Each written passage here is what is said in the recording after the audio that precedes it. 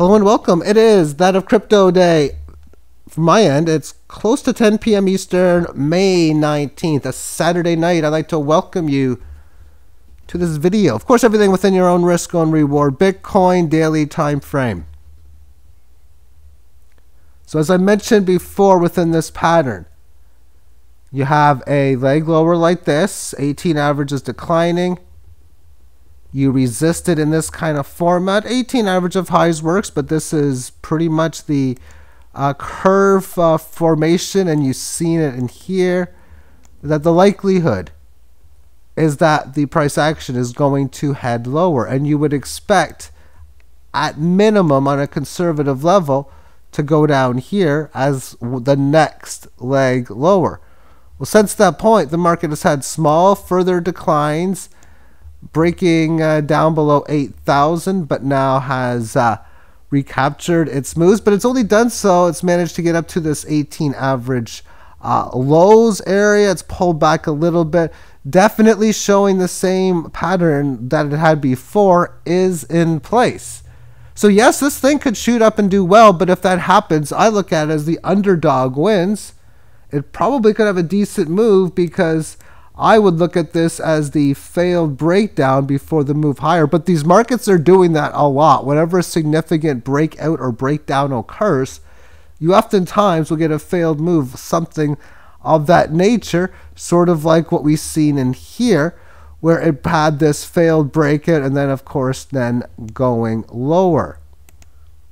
Just a quick little image that I made earlier today. This is Bitcoin price volatility over the last close to 2,000 or so days, with the orange line representing a 100-day average of such. Volatility is barely heading lower, but I talked about the altcoins at major lows. My spreadsheet crashed after doing this, so I'm like, yeah, no, I didn't redo it. I could, but I find this very interesting. The volatility in which Bitcoin has every day is always above this. Maybe because it's early trade, whatever the data was going from. But I'm going to go over some of the Bitcoin charts that really sparked my interest of low volatility beforehand. Now, I did make some other charts that spans about half of this amount of time that look better than this. And in this case, we're looking at its price high for the day, subtract low, and I divide it by the low. So that's a percentage move, and again, an 18 average. So I find it very interesting, again, how we have this little empty space in here that didn't exist before, like row 1,000. So this is going back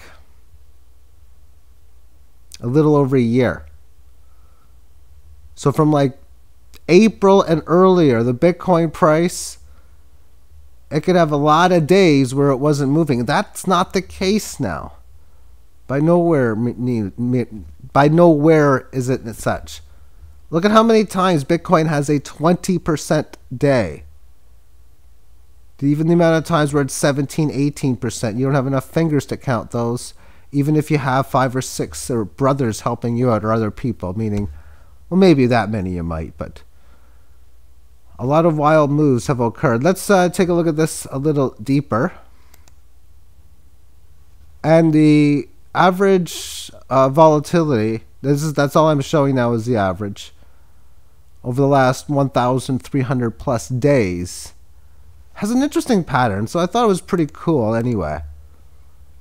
And straight down, but the fact that it's trading at 8% volatility on average, that's pretty darn near good, or high rather.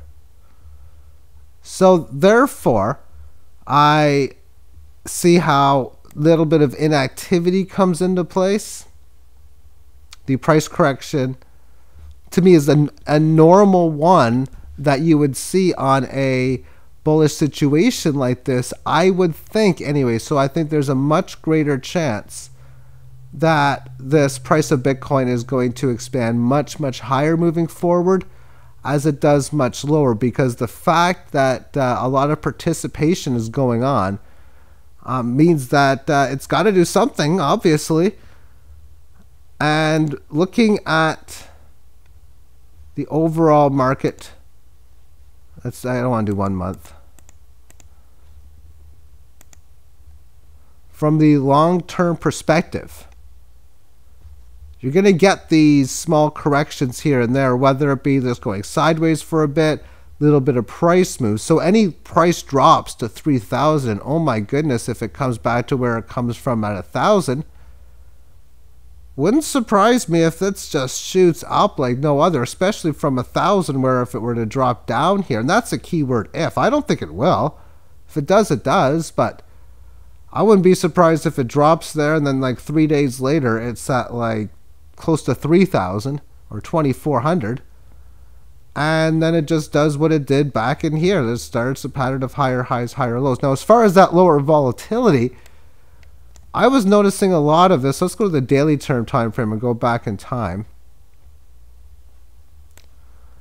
I noticed an interesting pattern of it that was going on before all of this broke out.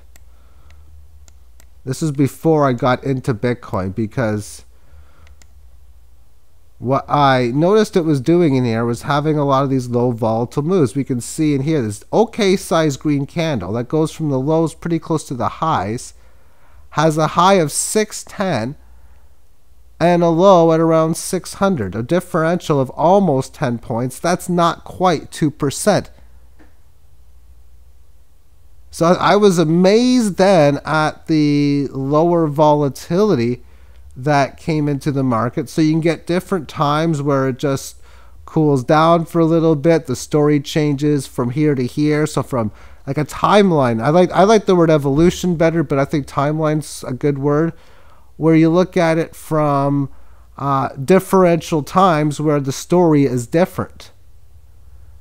And in this situation here, it was, and it had several amounts of these too, because even in here, this was like, oh my, these types of moves, like this up move here on March 22nd, a high at 418, a low at 409. That's a differential of $8, 8.8, barely over 2%. And this decent sized red candle, it goes down from 426 to 406. 20-point differential, 5%. So the story has changed. Participation, of course, into the market. But when you have a situation with more and more people understanding what a fiat currency is, I'm just going to put this to current price now, then more and more people are not going to be liking it.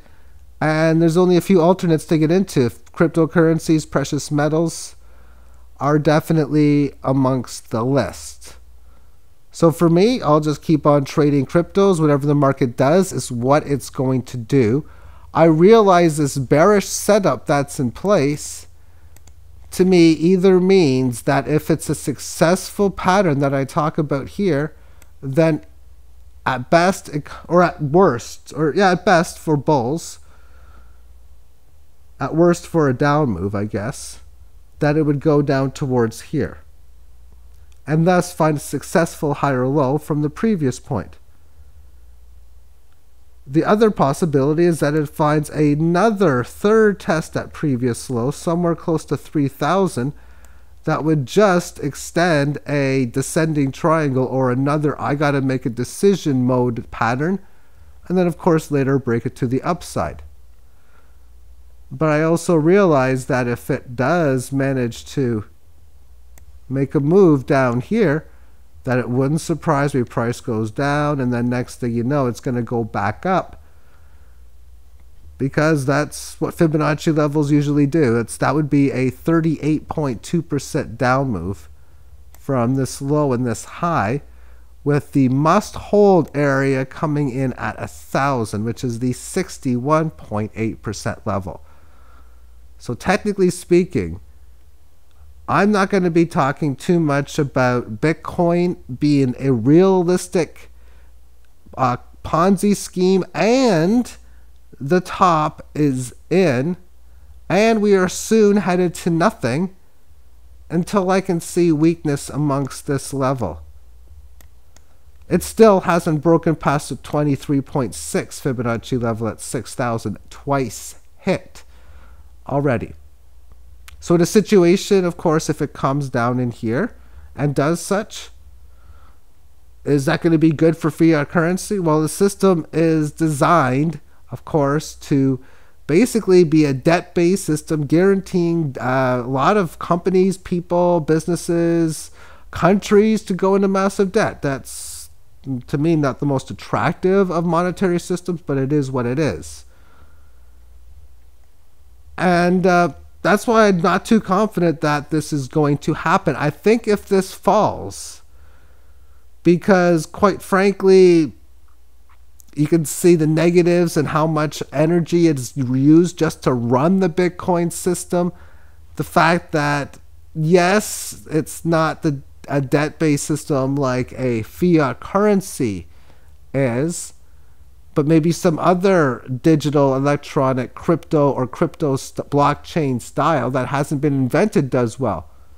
Those are definitely possibilities. But the whole point of what I'm trying to say is I think if there's going to be a major collapse, meaning it's going to have a decent top probably later and then go down further, it would be after a fiat one, because if a fiat system is in its time where it literally collapses and it's in its few weeks, months, or years where it has its climax points, I would expect cryptocurrencies to do very, very well.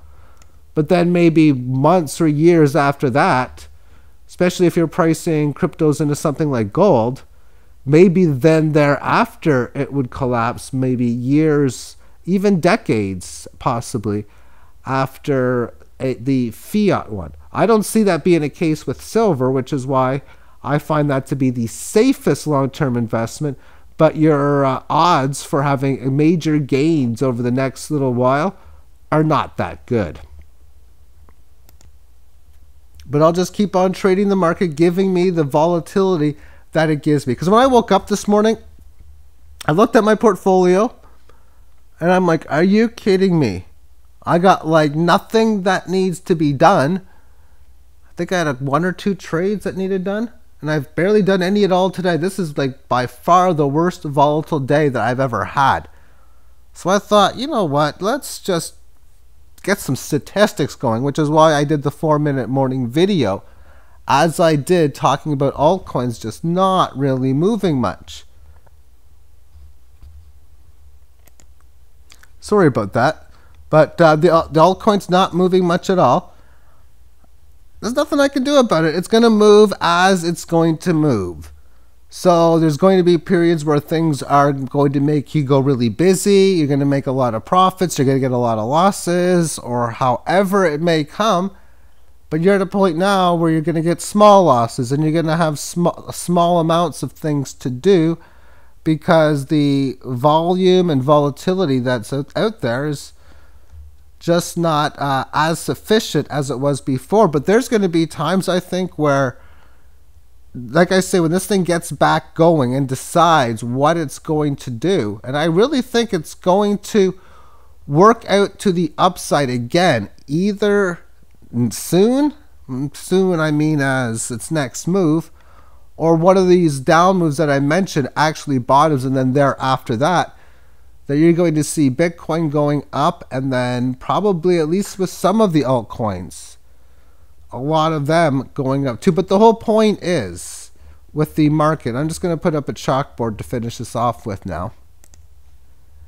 The markets are just going to go up and down together, because last year altcoins went up from like March of 2017 to like June and July timeframe. Well, basically June. And they went up substantially. Then they went down until the end of November. So basically around December the 1st-ish, some a little earlier, some a little later. And then they had more tremendous gains, but that lasted only about 6 weeks. So now we got like around January 15-ish, and then all of the cryptos have been pretty much going lower against the price of Bitcoin, and obviously in this case against the dollar as well. It's now June 19th. And a lot of the altcoins, when you look at the patterns, are showing a lot of indecisions for the time frame on this. If A, this cycle is still in process, or B, this bottom is basically early April-ish, because I'm going to show you a couple altcoin charts now. And here's ADT ad token. So after the major decline, as we can see that happened here, is this just a very good blimp or bear market rally in what's going to be a larger continuation of this move? Or from this low, is it developing this higher low and then going to have significant moves higher? Obviously, if it does, you can expect that keyword to be such and significant. For if it is the bottom, and that's a keyword, if it is, and you see price action breaking out above here, it wouldn't surprise me if, say, you're breaking it at like 910, and then maybe 6 days later it's at like 3,000 or 4,000 and making new highs. Maybe it's, yeah, whatever. That's, you get big gains really fast, but if that's only when they're ready to do so. Here's Cardano, same thing. I mean, is this the move that's going to count as a bull run? I suppose you can count as a small one, but just going from 21 to 4,000 after the down market that preceded it and the up market that preceded that, it's either showing such as in that a very good bear market rally, or it's getting a final washout, if you will, before the markets continue to go higher together, which would be the case if that's the event. Because if we do bottom from here, I can look at this on the 3-day and say, yep, 18 average corrected well in here. Of course, if you're looking at this on a technical level, when you have your third period down to this point, you're like, okay, yeah, this could very easily be correction. Not the bullish signs after it. But you see how it's showing weakness even in this, that it just could be going lower. It's again all going to come down to Bitcoin, I think. Because again, if Bitcoin goes way up, it wouldn't surprise me if this does make the higher low somewhere and it's going to break resistance. But if Bitcoin goes to key levels of support like 6,000, 4,000, 3,000 and so on, then maybe this might go down to 1,000 or 1,500 or something in that nature as well.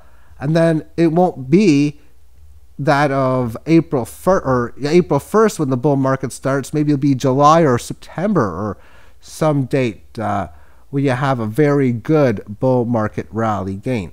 Thank you for tuning in and have yourself a magnificent day. Bye-bye.